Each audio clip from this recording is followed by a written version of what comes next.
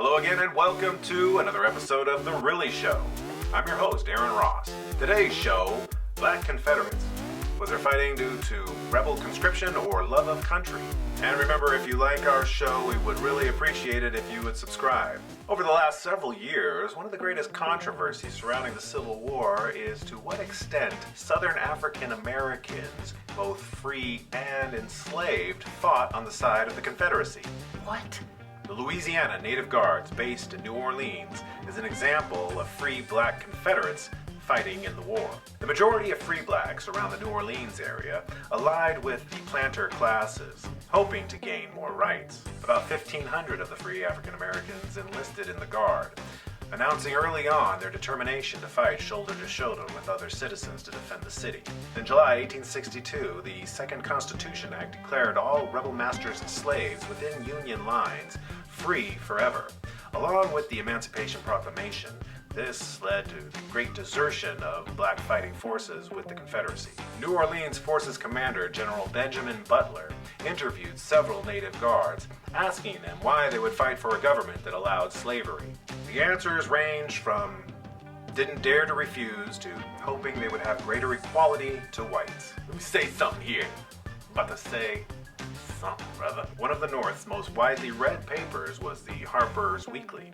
On the cover of its May 10, 1862 issue, it had a depiction of a rebel captain forcing slaves to load a cannon while under fire from Union sharpshooters. While there is little doubt that several thousand blacks, both free and enslaved, fought for and supported the Confederacy, it's believed that up to 6,000 were Confederate soldiers, and it's thought another 100,000 slaves were servants, laborers, and teamsters supporting the Confederacy. These African Americans would build the roads, fortifications, and batteries, basically doing the dirty work. Frederick Douglass, in his August 1861 edition of Douglass's Monthly, stated that the Confederate victory at Manassas included black rebel troops pressed into the military by their, quote, tyrant masters. The use of this story was one of the factors that helped enable Douglass to convince Abraham Lincoln to free the slaves and allow blacks to serve in the military, with Douglass arguing that this was the quickest way to end the war. Boom! John Parker, a black Confederate, had been at Manassas. Originally a Virginia slave, he was relocated to Richmond and ordered to build rebel fortifications. Upon completion of this job, he and several other fellow slaves had been given the order that they would fight in Manassas. Parker, along with 3 other slaves, were assigned to the artillery unit. He stated that on July 21st at around 10 a.m., they opened fire randomly without seeing any Yankees in sight. Parker recounted how he thought he would die and prayed that the Union would win. He also said how they thought about going over to the Union side to fight, but they knew that if they tried, the Confederate officers would kill them. They were promised money and freedom if they fought for the South, but Parker said nobody believed them. Parker's case is representative of many other slaves' experience during the war. If you have any questions or comments, please feel free to leave them in the comments section.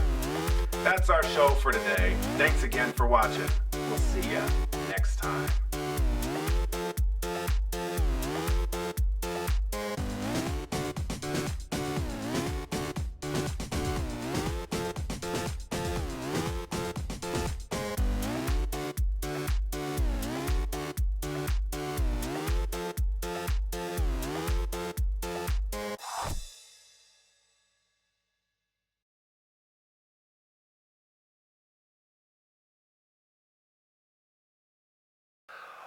Boom!